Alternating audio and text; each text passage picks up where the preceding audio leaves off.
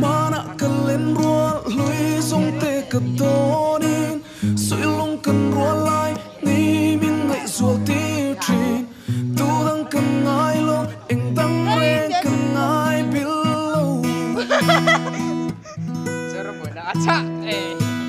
tu na trua na mual an dang zo ta sia zai kan vor le ni om te yang ka ring lo ki song kan ngai trin lo song ten le ma zai kan vor lai ni kwa rei chang ma se ka ngil te ngai lo sam ren tin lai ru ka zai kan vor lai ni kwa rei chang ma se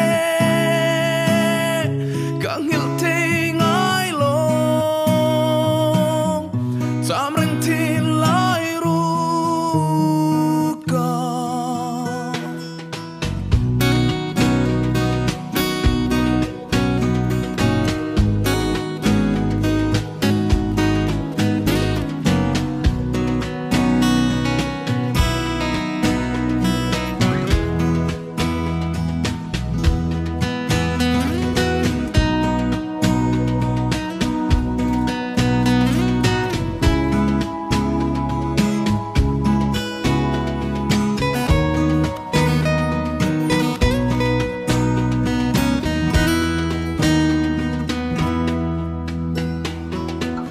zum kwa lu lengin dam takin min shoi se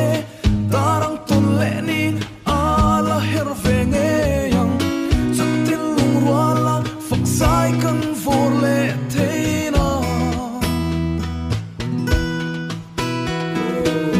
tu na tuan na mo an dang zo ta sia zai kan vor le ni khen thuai se kan nak le ki song kan ngai tri len rua song ten ne lim ma